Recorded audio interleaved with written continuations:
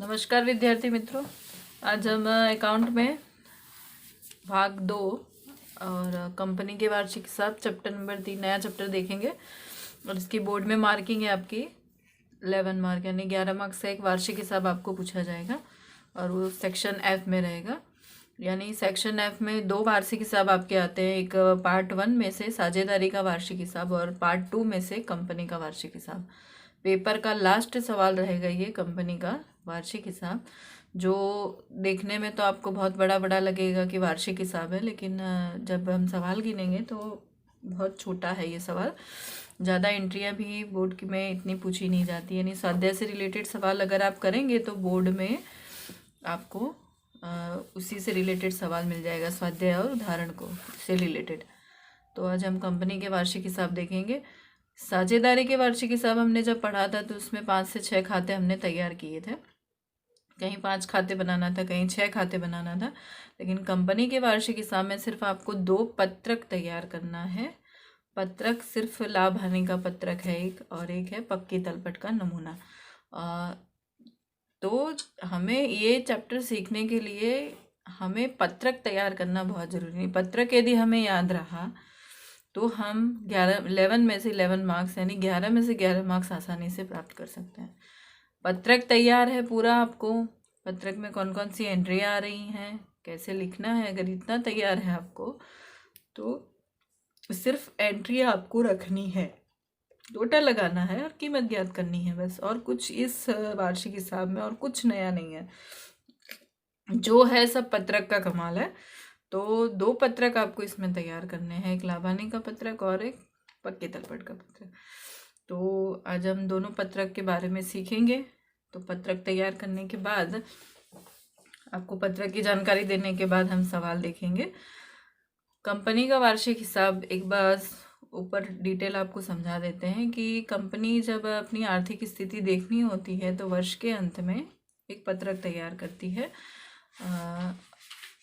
तो अपनी स्थिति देखने के लिए पक्की तलपट बनाती है, या फिर उसे धंधे में लाभ हो रहा है या हानि हो रहा है उसके लिए लाभ हानि खाता बनाती है, लाभ हानि का पत्रक बनाती है। तो जिसे हम कंपनी के वार्षिक हिसाब में हिसाब कहते हैं, जिसमें लाभ हानि का पत्रक और पक्की तलपट का नमूना बनाया जाता है।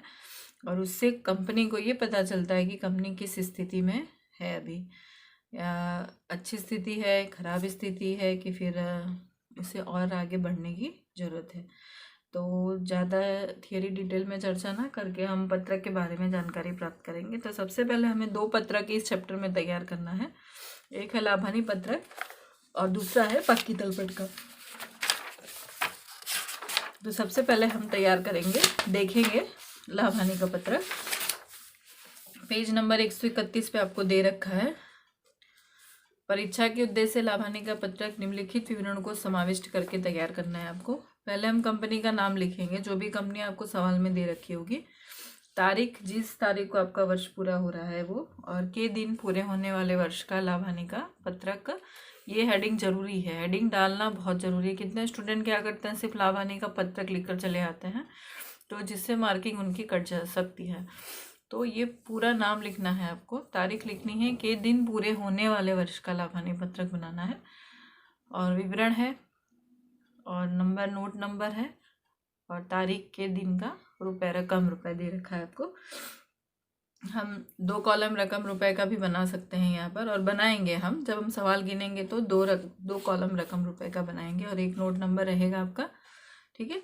तो सबसे पहला पॉइंट आता है इसमें कामकाज विवरण में से उपज, यानी उसे हम बिक्री कहते हैं। दूसरा है अन्य उपज।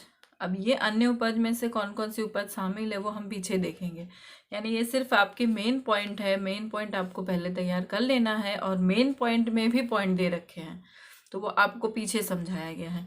तो सेकंड पॉइंट है आपका अन्य उपज। तीसरा पॉइंट है आपका कुल उपज, यानी पहले और दूसरे को दोनों को प्लस करेंगे तो आएगी कुल उपज। चौथा पॉइंट है खर्च। खर्च में ये सारी खर्च आपको दे रखी है। खरीदी कैसी लेनी है वो भी आपको पीछे बताया गया है। स्टॉक में परिवर्तन, तो स्टॉक में परिवर्तन क्या क्या करना है वो भी बताया है। प्रत्यक्ष खर्च कौन कौन से होते हैं कंपनी में, कर्मचारियों के लाभ के खर्च कौन कौन से होते हैं, वित्तीय लागत कौन कौन सी है कंपनी से रिलेटेड, घिसाई और अपलिखित रकम, और अन्य खर्च। ठीक है, ये आपको खर्च की पूरी डिटेल दे रखी है। फिर हम कुल खर्च यानी जितने खर्चे हमने यहाँ से यहाँ तक लिखे हैं सबका टोटल करेंगे। और फिर 5वां पॉइंट आता है आयकर पहले का लाभ। मतलब जो तीसरा पॉइंट आपने यहाँ उपज का टोटल किया था उसमें से खर्च को हम माइनस करेंगे, उपज में से खर्च माइनस करेंगे। उसके बाद छठा पॉइंट आता है आयकर का प्रावधान। मतलब आपको आयकर के लिए, इनकम टैक्स के लिए प्रतिशत दिया होगा सवाल में, और जो आयकर पहले का लाभ होगा उसका 50%, जितना आपको प्रतिशत दिया है वो यहाँ पर लिखा जाएगा। और फिर आयकर के पहले के लाभ में से आयकर माइनस करेंगे तो कीमत आएगी लास्ट में हमारी, जो आंसर कहलाएगा आयकर घटाने के बाद का लाभ। यानी 5वें में से छठा पॉइंट माइनस करेंगे। ये तो हुई मेन आपकी पत्रक की बात। इतने पॉइंट आपको याद रखने हैं, जिसमें पहला है बिक्री, कामकाज विवरण में से उपज, दूसरा है अन्य उपज। अब बिक्री किस प्रकार की होनी चाहिए, तो बिक्री कैसी चाहिए हमें, बिक्री में से बिक्री वापसी घटाना। यदि आपको सवाल में बिक्री वापसी दिया है और बिक्री भी दिया है तो बिक्री में से बिक्री वापसी आप घटा देंगे। अन्य उपज सेकंड पॉइंट है हमारा। तो अन्य उपज में से कौन कौन सी उपज आती है, तो प्राप्त ब्याज और डिविडेंड, डूबत ऋण वापसी, संपत्ति विक्रय का लाभ। ये भी आपको याद होना चाहिए कि अन्य उपज कौन कौन सी होनी चाहिए। फिर तीसरा आपका पॉइंट है, 2 को प्लस किया हमने, और फिर आता है खर्च। अब खरीदी है तो खरीदी कैसी ली जाएगी, शुद्ध खरीदी ली जाएगी। शुद्ध खरीदी मतलब क्या होता है, कुल खरीदी में से खरीद वापसी हम माइनस करेंगे। अगर सवाल में दिया है तो वो हमें करना पड़ेगा। स्टॉक में परिवर्तन, तो क्या स्टॉक में परिवर्तन, तो प्रारंभिक स्टॉक में से अंतिम स्टॉक माइनस करेंगे तो वो कहलाएगा स्टॉक में परिवर्तन। प्रत्यक्ष खर्च, तो प्रत्यक्ष खर्च कौन कौन से हैं, मजदूरी, आवक, माल गाड़ी भाड़ा और मूल्य। कर्मचारियों के लाभ के खर्च कौन कौन से दे रखे हैं आपको, वेतन, बोनस, कमीशन, प्रोविडेंट फंड में हिस्सा, ये सब कर्मचारियों से संबंधित खर्च हैं। वित्तीय लागत कौन कौन सी है, तो वित्तीय लागत है बॉन्ड या डिवेंचर पर ब्याज, सार्वजनिक डिपॉजिट या लोन पर ब्याज, बैंक ओवरड्राफ्ट का ब्याज और अल्पकालीन लोन पर ब्याज। ये आपके वित्तीय लागत के हैं। घिसाई और अपलिखित रकम, ये पहले से ही आपको अलग से पॉइंट दे रखा है। किसी भी संपत्ति पे घिसाई हो या अपलिखित की हो तो इस शीर्षक के अंतर्गत हम इस रकम को लिखेंगे। और फिर अन्य खर्च, अन्य खर्च में ये सब शामिल है, तार, डाक, स्टेशनरी हुआ, किराया हुआ, ऑडिट फीस, ऑफिस प्रबंधकीय खर्च, बिक्री खर्च, अपलिखित, डूबत ऋण, ये सब अन्य खर्च में है। उसके बाद जो मैंने आप सबको समझाया वो कि प्लस माइनस करना है, प्रतिशत ज्ञात करना है, टैक्स ज्ञात करना है, उसके बाद टैक्स माइनस करके जो कीमत आएगी वो कहलाएगी हमारी आयकर घटाने का बाद का लाभ। यानी ये पत्रक, लाभ हानि पत्रक आपको तैयार होना चाहिए व्यवस्थित। यानी ये मेन पॉइंट, और मेन पॉइंट के अंदर कौन कौन से पॉइंट आते हैं ये। तो ये हुआ लाभ हानि पत्रक। सवाल में बोर्ड में जरूरी नहीं है कि आपको दोनों पत्रक पूछे जाएं, लाभ हानि पत्रक भी बनाइए, पक्की तलपट भी बनाइए, ऐसा ज़रूरी नहीं होता है। कितनी बार क्या होता है, सिर्फ लाभ हानि पत्रक बनाने को आ जाता है, कितनी बार ऐसा होता है कि सिर्फ पक्की तलपट बनाइए, या फिर कितनी बार ऐसा होता है दोनों कंबाइन भी पूछ लेते हैं। लेकिन एंट्रियाँ बहुत ज़्यादा नहीं आती है, आपको देखने में बहुत ज़्यादा लग रही हैं, लेकिन अगर आपको तैयार हो जाएगा तो फिर आपके 11 मार्क्स कहीं भी जाएंगे नहीं, और 11 मार्क्स हमें जाने भी नहीं देना है। इसीलिए इसके लिए हमें ये लाभ हानि का पत्रक तैयार करना जरूरी है। दूसरा पत्रक जो आपको तैयार करने को आएगा वो है पक्की तलपट। पक्की तलपट का पत्रक है। तो अगर सवाल में पक्की तलपट दिया है, लाभ हानि पत्रक दोनों दिया है तो दोनों हम बनाएंगे। अगर सिर्फ पक्की तलपट दिया है तो हम सिर्फ पक्की तलपट बनाएंगे। तो पक्की तलपट की शुरुआत हम करेंगे कंपनी के नाम से, और तारीख लिखे जाएगा, और के दिन की पक्की तलपट बनाएंगे। वहाँ के दिन पूरे होने वाले वर्ष का लाभ हानि पत्रक था, यहाँ पर के दिन की पक्की तलपट है। सेम एज इट विवरण, नोट नंबर है, और 2 कॉलम रकम के रखेंगे। यहाँ पर एक ही कॉलम रखा गया है बुक में, हम 2 कॉलम रखेंगे क्योंकि हमें प्लस माइनस करना है सभी का, इसीलिए। तो सबसे 2 साइड होती है, अभी हम जानते हैं कि पक्की तलपट की 2 साइड होती है, एक पूंजी दायित्व होता है, एक संपत्ति लेना होता है। तो यहाँ पर भी 2 साइड है। मेन नंबर 1 पॉइंट है इक्विटी और दायित्व, इक्विटी और दायित्व कहिए या पूंजी दायित्व कहिए, ठीक है। और सेकंड पॉइंट है जो संपत्तियां, जो वहां पर हम संपत्ति लेना लिखते थे वही।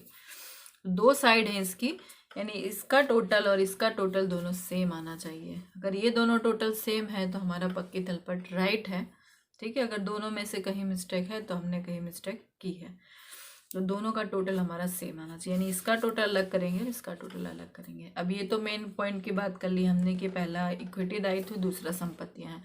अब इक्विटी दायित्व में भी 3 पॉइंट है और संपत्तियों में 2 पॉइंट है, मेन पॉइंट कहलाएंगे जो। तो इक्विटी दायित्व के 3 पॉइंट मेन कौन कौन से हैं? शेयर धारकों का भंडोल, बिन चालू दायित्व और चालू दायित्व। ये जो 3 पॉइंट है आपके सीक्वेंस में होने चाहिए, क्रमशः होने चाहिए, ये आगे पीछे नहीं चलेंगे।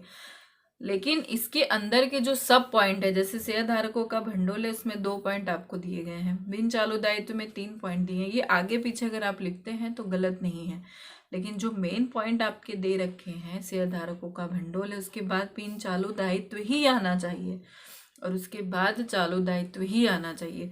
अगर इसको उठाकर यहाँ रख दे रहे हैं आप, उसको उठा के यहाँ, तो ये रॉन्ग होगा। मेन पॉइंट आप राइट लिखिए, अंदर का पॉइंट अगर आप आगे पीछे लिखते हैं तो कोई प्रॉब्लम नहीं है, वो आप इधर उधर कर सकते हैं।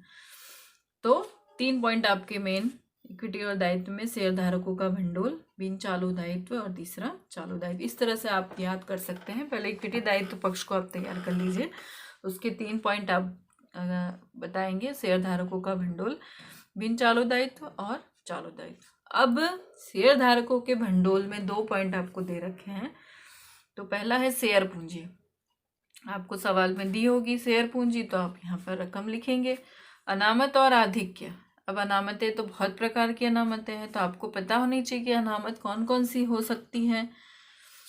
तो अनामत और आधिक्य के लिए आपको जस्ट यहाँ पर दे रखा है पेज नंबर 128 पर कि किस किस प्रकार की अनामतें हैं। देखिए, लाभ हानि पत्रक के अनुसार वृद्धि, प्रतिभूति प्रीमियम अनामत खाता हो सकता है, सामान्य अनामत हो सकता है, पूंजी अनामत हो सकता है, डिबेंचर वापसी अनामत हो सकता है, डिविडेंड समतुला भंडोल अनामत, भंडोल कामदार अकस्मात मुआवजा भंडोल, विनियोग वृद्धि कमी अनामत और लाभ हानि पत्रक की हानि। अगर ये हानि है तो आप इसको कोष्टक में दर्शाएंगे, यानी इस प्रकार के आपको अनामत दे सकते। कुल मिला के अगर अनामत है तो वो अनामत की रकम कहाँ लिखी जाएगी?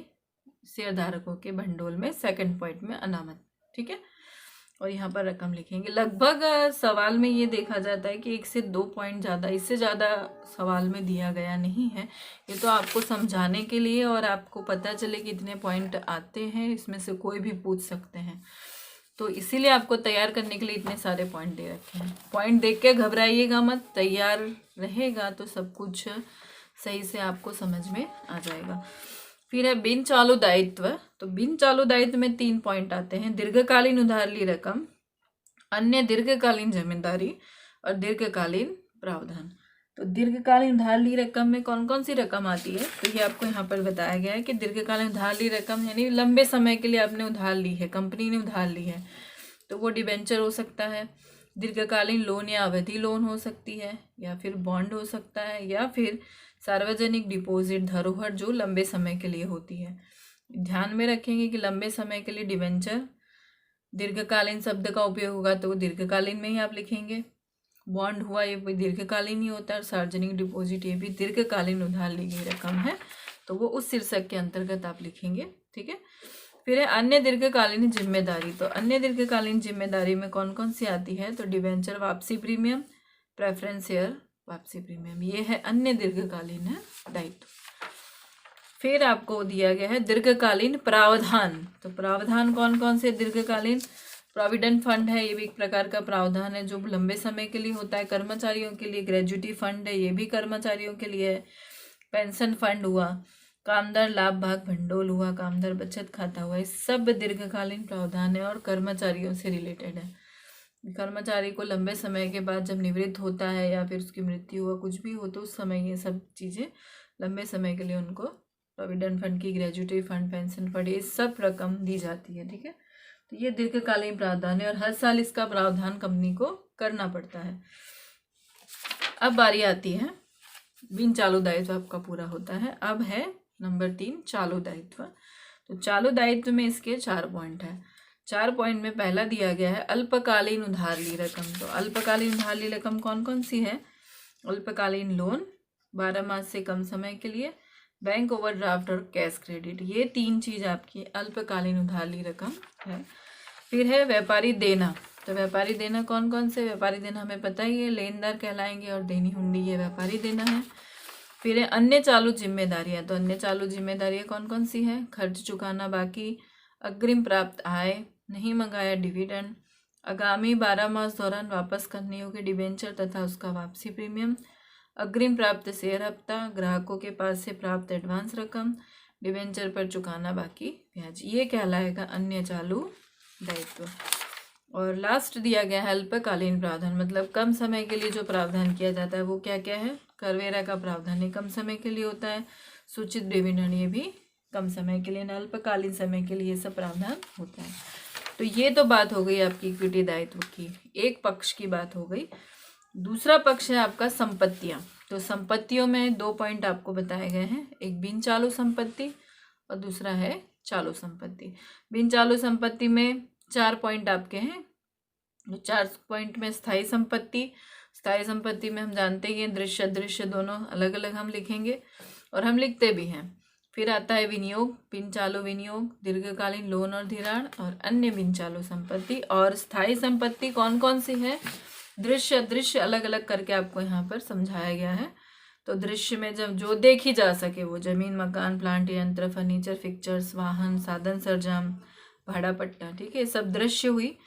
और दृश्य में कौन कौन सी दी है, ख्याति, patent, trademark, copyright, licence, software, franchisee, ये सब जो हमें दिखाई न दे ऐसी संपत्तियाँ अदृश्य संपत्तियाँ कहलाती हैं।